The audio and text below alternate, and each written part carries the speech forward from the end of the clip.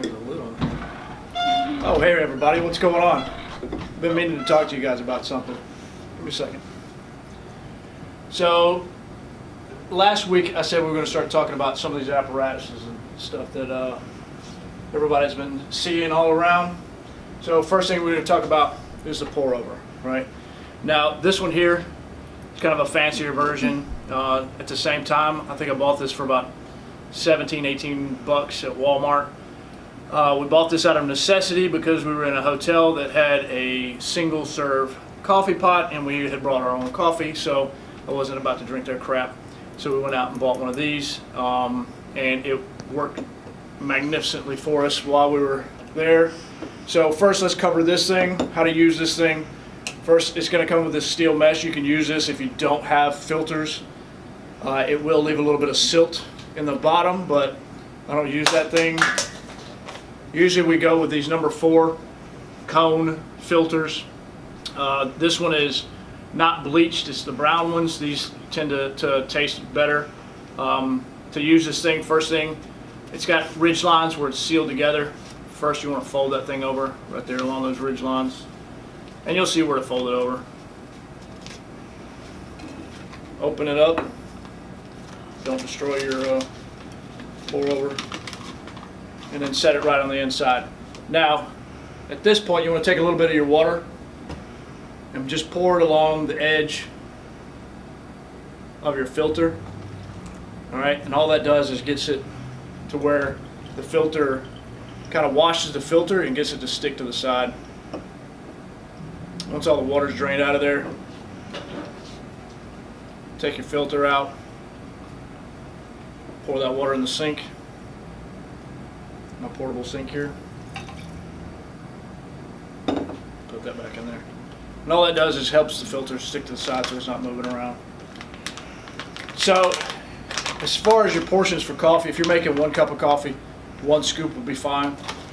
If you're making two cups, I would throw probably 1.5 scoops, and then 3 cups I'd go with 2 to 2.5 heaping scoops. I'm just going to make one cup for now, right? So, take your water. You want to heat your water up to about 200 degrees. Which 200 degrees is easy to tell. You don't have to stick a thermometer in there. You don't have to get fancy with it. Bring your water to a boil and then shut it off and let it sit for about 30 seconds, and that should bring it back down to about 200 degrees. Just take it off the heat source. First, you take a little bit of water, pour it around the edge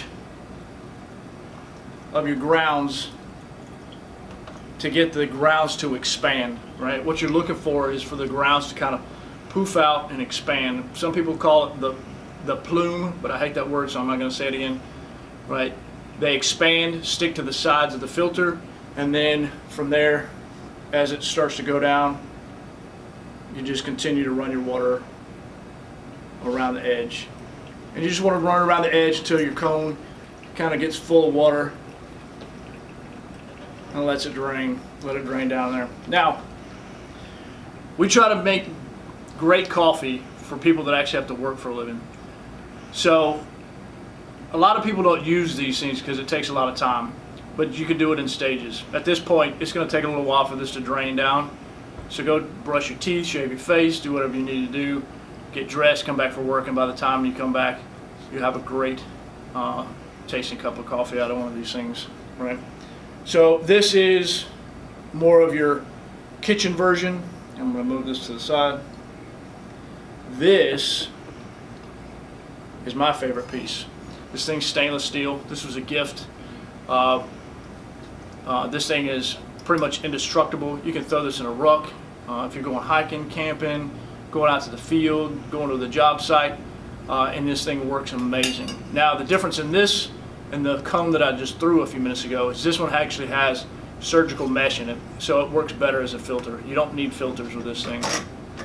Sets right on top of your cup. Works the same way. Scoop of coffee.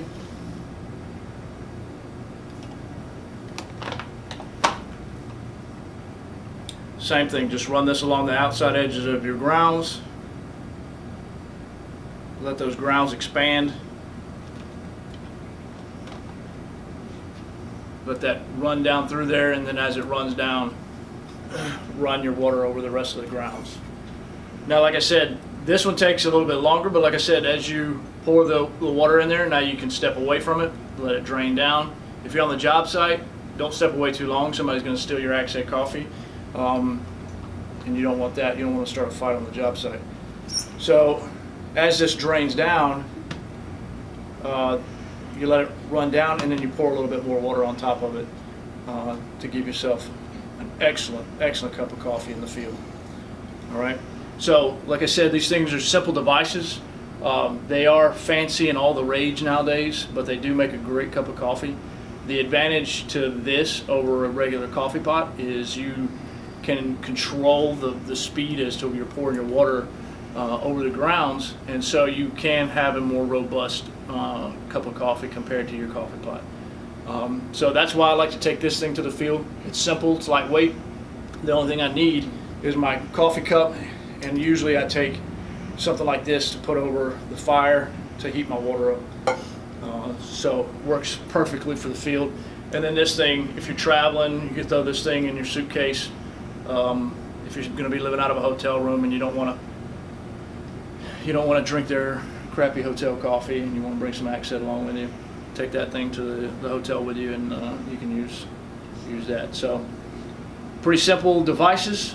If there are any questions, please feel free to hit me up. I would love to talk you guys through some of this stuff. And that's going to be it for Axhead Coffee tonight. Have a good night.